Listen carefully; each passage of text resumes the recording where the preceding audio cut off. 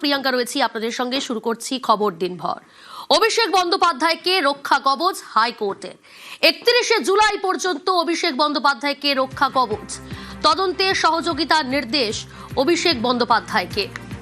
আরো একবার জানিয়ে রাখুন, এই মুহূর্তে ব্রেকিং নিউজ। অভিষেক বন্দ্যোপাধ্যায়কে রক্ষা কবচ হাইকোর্টের, তদন্তে সহযোগিতার নির্দেশ অভিষেক বন্দ্যোপাধ্যায়কে। আদালতের নির্দেশে ছাড় বিদেশে যেতে পারবেন না, অর্থাৎ আদালতের নির্দেশ নিয়েই তাকে বিদেশে যেতে হবে এমনটাই নির্দেশ দেওয়া হয়েছে। ন্যূনতম 48 ঘন্টা আগে নোটিশ দিতে হবে অভিষেক বন্দ্যোপাধ্যায়কে।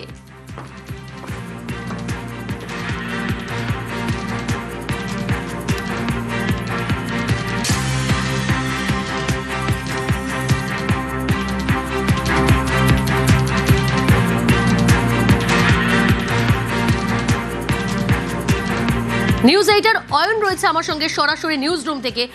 এখান থেকে একটু বোঝার চেষ্টা করব, একদিকে রক্ষা কবচ যেমন দেওয়া হলো অভিষেক বন্দ্যোপাধ্যায়কে, কিন্তু তার আগে 30শে জুলাই পর্যন্ত দিল হাইকোর্ট।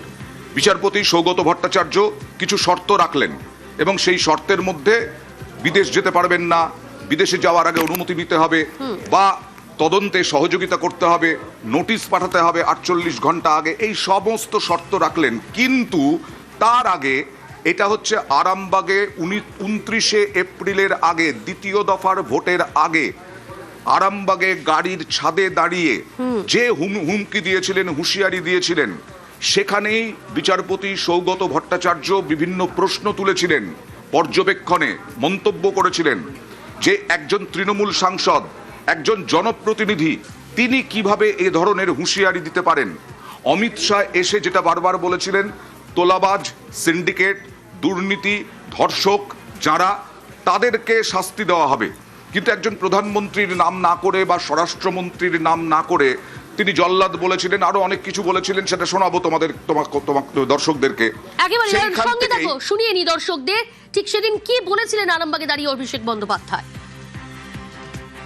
4 তারিখে তৃণমূল আরামবাগ জিতুক বা হারুক, আমরা গতবারও আরামবাগ হেরেছিলাম, গোঘাট হেরেছিলাম, খানাকুল হেরেছিলাম, পুরসুরা হেরেছিলাম, কিন্তু উদারতা পার পেয়ে গেছিলে।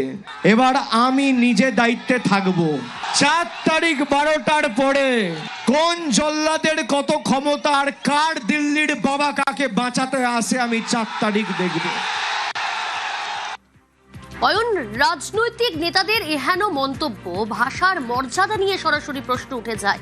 একেবারে জনসমক্ষে এইভাবে মন্তব্য করছেন অভিষেক বন্দ্যোপাধ্যায়।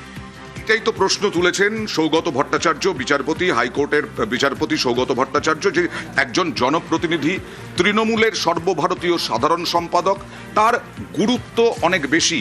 কিন্তু কেন এমন দায়িত্ব জ্ঞানহীন মন্তব্য করেছেন অভিষেক বন্দ্যোপাধ্যায়? তখন কল্যাণ বন্দ্যোপাধ্যায় বললেন, হয়তো ভোটের আগে তো খুব উত্তেজনা ছড়ায়, সেই উত্তেজনার পরিপ্রেক্ষিতে হয়তো বলে ফেলেছেন। তারপরেও সৌগত ভট্টাচার্য, বিচারপতি সৌগত ভট্টাচার্য, তার পর্যবেক্ষণে অনড়। যে আপনি কি মনে করেন যে একজন জনপ্রতিনিধি এই রকম মন্তব্য কখনো করা উচিত? আপনি কি মনে করেন যে একজন জনপ্রতিনিধি, একজন প্রধানমন্ত্রী বা স্বরাষ্ট্রমন্ত্রী বা প্রতিরক্ষা মন্ত্রী বা রাজনৈতিক নেতৃত্বকে এইভাবে আক্রমণ করতে পারেন, এই রকম হুঁশিয়ারি দিতে পারেন, এরকম জল্লাদ বলতে পারেন? বিচারপতি সৌগত ভট্টাচার্য বারবার এই প্রশ্ন তুলেছেন। কল্যাণ বন্দ্যোপাধ্যায়